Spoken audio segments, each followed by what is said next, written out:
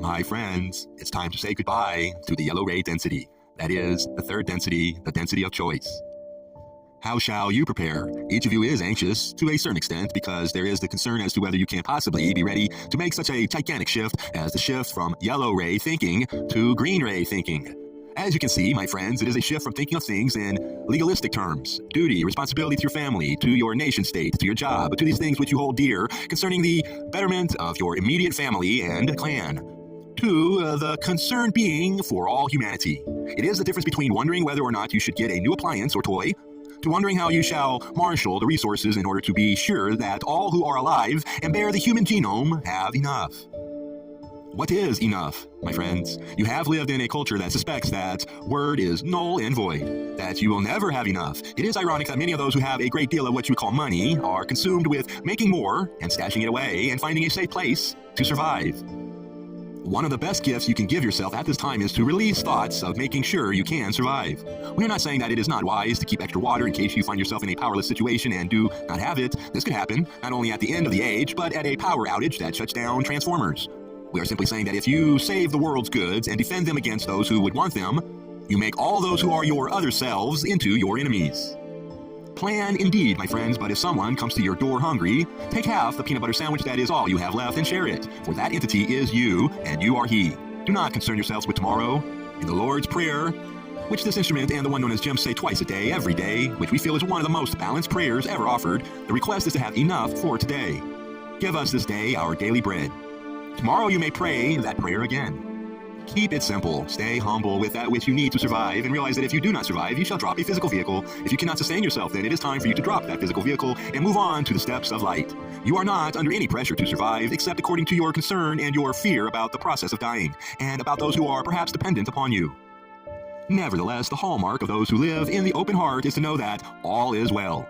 By faith alone can you ever know this. The human side of you, the brain of the mind, cannot ever see the truth of the statement. All is never well, whether it is a hangnail or the end of a continent as we know it. Whether you have an earache or whether Vesuvius erupts and destroys 4,000 people, there is always something to disturb the tenure of your peace. And so you cut up your peace, you destroy your quiet, and you do not know how to find the door to your inner room, to your heart.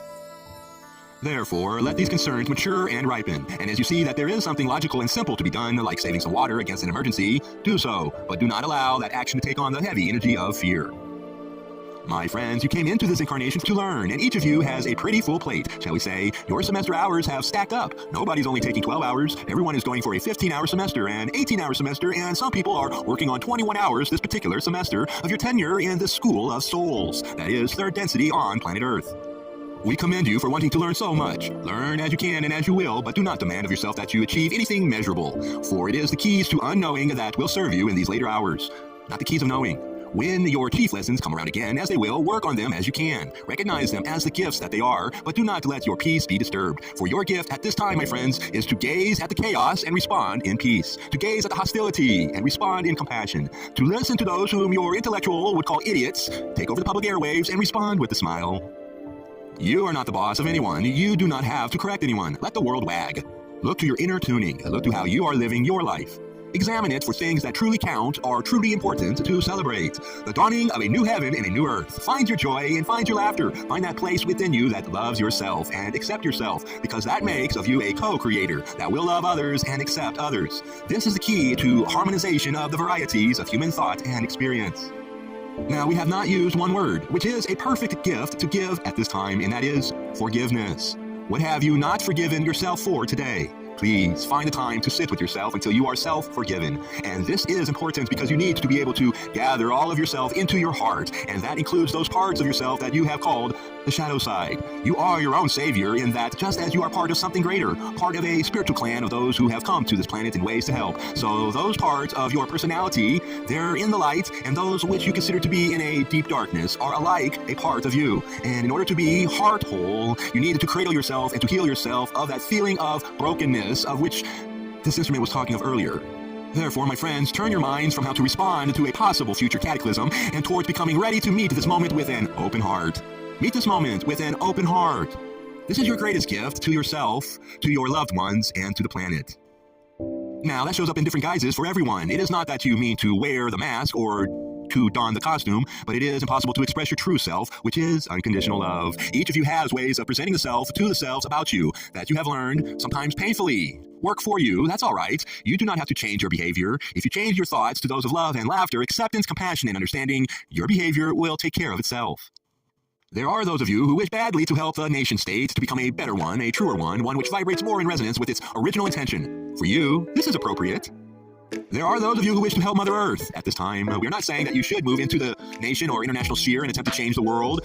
We are saying that wherever you live, there are challenges for the environment, and they can best be discussed and dealt with by those who are on the ground, in the area, and local. So set your sights if you want inspiration at ground zero for you, the center of your universe, the place that you live, and ask yourself, what are the problems in this particular community that are trammeling Mother Earth and are challenging her ability to survive? And then, when you have targeted a difficult roadbed, a misbehaving stream of water, a dam that does not serve the greater good, or whatever it may be, my friends, if it pleases you, put your heart and your soul into action to amend for a better, that particular little part of planet Earth that needs your help. You are all stewards of it. It cannot alter what man on Earth has done by itself without the passage of a great deal of time. You are welcome to improve the odds and to be good stewards of Gaia. It may be, my friends, that your talents is not outer, but we assure you that the change of being, those who keep their hearts open, is also the challenge of becoming a lighthouse to those around you. We are not saying that you must be impressive, so to speak, or do anything whatsoever on the outer plane. We are saying only that as your heart is, so shall your eyes speak without words to those whom you meet. And as people look into your eyes and see the light of the Creator, so shall they become healed. All of you at this time are great healers by your love. You need do nothing outer in order to be absolutely essential at this time.